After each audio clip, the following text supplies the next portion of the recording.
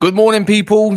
Hopefully you lot had a nice sleep last night because I never. My team lost. But Chelsea won 5-1 against Southampton.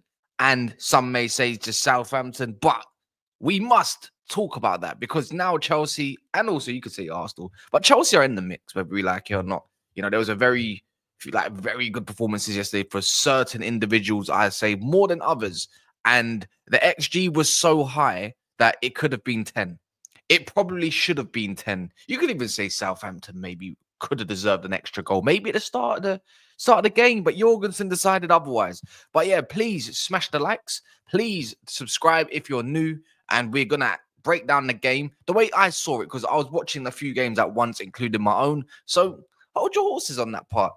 And also add in your own comments because all the time, as you know, I like to get involved and chat with you guys in the comments and can have a little bit of a conversation and see what your takes are of the game as well. But yeah, let's get straight into it, man. Because you know what?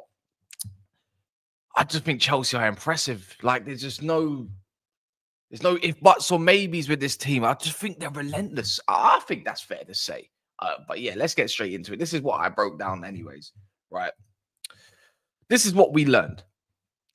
Nkunku disrespect has always just been stupid. And I've never jumped on that bandwagon. Yes, I understand if some of you may know Monts, he's not his biggest fan, right? But this guy, every time he plays, pretty much, more time than less, he contributes to what his game is suited towards, which is goals.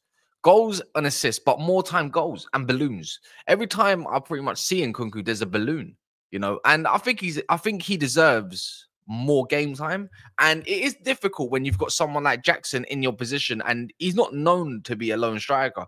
But if you're telling me as a squad option right now that Nkunku's coming off the bench, you're like, crap. He is a genius in my opinion when it does come to the knack of attacking. I think he's really underrated in that section. And I think it's just been stupid. And I don't understand the hate towards him. And, we typically put that hate mark towards others like, Saka or maybe Cole Palmer these days or Phil Foden. But if we're talking about players in general, my whole knack is against Nkunku. Like, why does he get disrespected? And that's a big question mark because whenever I do see him play, he does perform. I don't think he doesn't put in a shift. I don't believe he doesn't get on the score sheet more time. Like, I know he's been used in Conference League all season. It's a little bit like, how does this one work out? He's barely getting chances by Maresca, getting pity minutes. But how do you expect him to score if he's getting pity minutes? You give him a full game, and then before you know it, Bob's your uncle. He's getting goals and assists. So and I thought he was pretty much man of the match yesterday. I think it's easy to get that out the way for me, anyways. And I thought he was super impressive. And I know people are gonna say it's just Southampton, and I know they're gonna say it's 10 men. But I've done videos for Liverpool, Southampton. I believe. I think I've done all sorts. My own team when we beat them 3-0. You can't help but judge what's in front of you, right? So that's that more time. But yeah, you can see that Maresca rotated as well, and he's willing to do it in a Prem. And I think he realizes that a lot of these fringe players need game time in a Premier. It can't just be Conference League. Disaster played yesterday. Actually he played very well. I believe he scored your first goal. And then you obviously got Tosin coming into the fold. So you've rested Fofana and Kobel. Gusto came into the fold again. I think he struggled at first, but I think he ended very, very well. Right? You got Fernandez. He's on a high at the moment. Don't rotate too much. Then Caicedo. That's pretty much been it. Lavia didn't need to play, in my opinion. Good choice by Maresca there. You got Joao Felix coming on the pitch. Had an okay game. I thought Sancho came on and he done a lot more. But then you got your Palmer's great goal, as you do. Madueke as well, which is, we'll talk a little bit about that. And then obviously Nkunku, I thought it was a really good display. And I think it was good management by Maresca. Again, by the way, something we do glaze a little bit with other managers. We have to shine a light on him. But yeah, moving on, I thought, Palmer will score whenever he's in the mood. When is this guy never in the mood, to be fair? But when he's on game, it's just a game of football in a cage. And Palmer's been getting his critiques of late. And you know what? And not even harsh ones. You could really say, other than this top 6 stuff, and even though this top 6, who's he scored against? I believe it's the only teams he hasn't scored against. Who is it? Is he scored against his former team or something like is it Arsenal maybe? Something like that. Like it's like two teams in the Premier League as it stands that he hasn't scored against. Everyone else he scored. I think that's mental. I think this kid keeps going from strength to strength to strength, and he's clearly Chelsea's talisman. But you know what the more impressive part when Cole Palmer's not getting his GA now is that it's the other part of the team, like your Nkunku's, your Jacksons, Neto nowadays, Sancho, like these players are all contributing, not just Cole Palmer. But of course, he's going to get on the score sheet. I think he's unlucky to not walk away with more, in my opinion. Easy food for him. It was light work. He had a smile on his face, and he just plays how you probably should play the game. Don't think about it too much. Do what you do best. Know what do what you know, and I'm sure you will thrive. That's the way I looked at it. But Cole Palmer again, great player. Chelsea's relentless counter pressing this time, and this was what hurt Southampton a lot in this game. And it wasn't more people got. If you don't understand, there's pressing, and then there's counter pressing, right? And I just thought Chelsea were relentless in that. Relentless counter pressing time and time after again. Just waited for Southampton to come at you. Southampton would press you, right? Counter you lot. But then it's like there was traps all over the pitch for me yesterday, everywhere. And Chelsea are so good at that. And they pump Southampton, and then even in one of the goals, it was literally from a press, by the way, where the goalkeeper did give it away stupidly, in my opinion. I think it was for their second goal. They've got a knack for goalkeepers doing this, whether it's Marshall, Ramsdale, or this loon pig, whatever his name is. I don't know, right? I couldn't tell you his name. Let me get his name up. Lumley, my bad, right?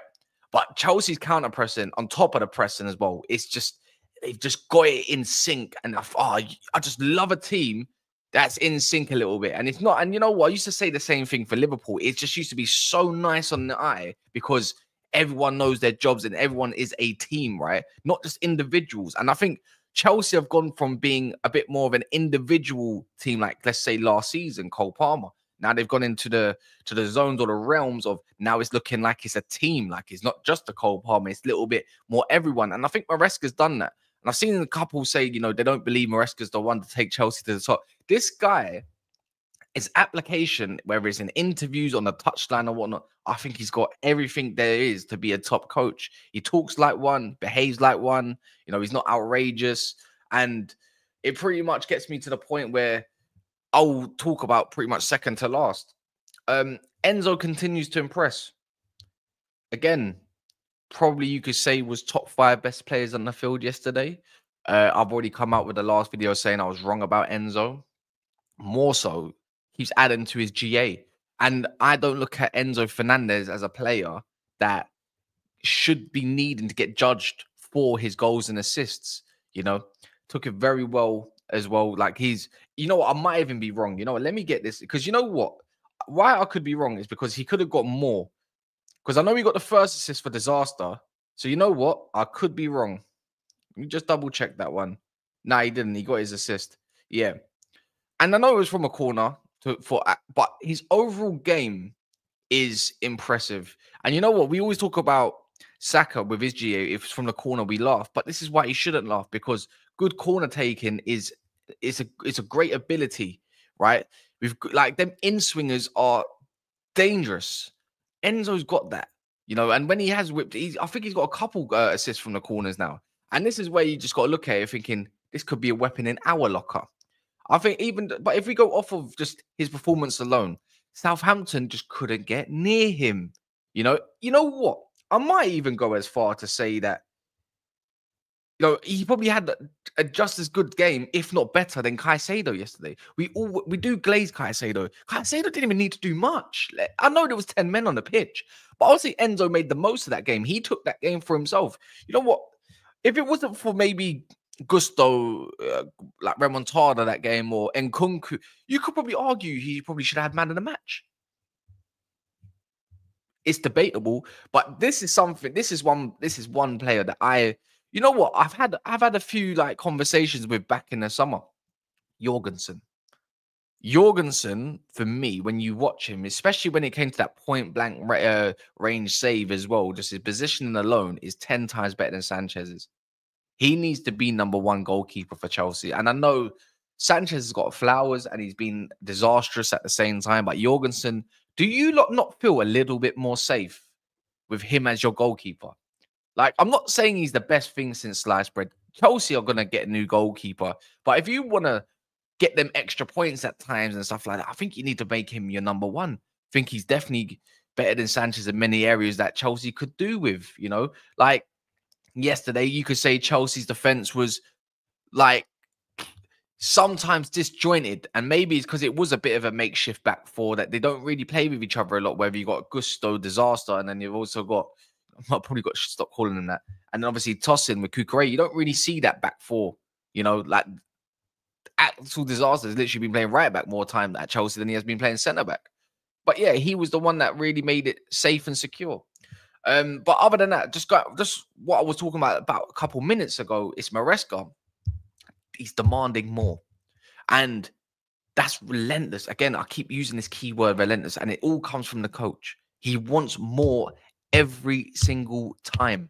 And he was talking about Madueke as well in his interview. I think it's been highlighted this morning more time, and it shouldn't be blown up into something negative. It's just that he's asking for more goals, more assists. He doesn't like the way he trains. He wants more in training, and I'm pretty sure Madueke knows that himself. He's young, and I think with a little bit of patience as well, and I think Maresca is going to give him that patience, a little bit of tough love, he can become a great player, as he also said.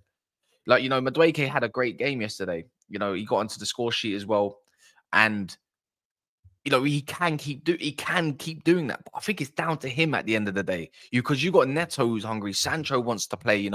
I'm pretty sure Mudryk has lost his place altogether. Don't think you have to worry about that one too much. But it is down to him. He has been inconsistent in this season. Like one game, he's super, super sick. And then before you know it, he's kind of just not in the midst of the game. His attitude as well at times, when his body language on the pitch doesn't always appear the greatest. Let's put it that way. But yeah, and the last one is who I was just talking about, Sancho. Sancho's thriving. Sancho's playing the game with a smile on his face. You can't hate on that one.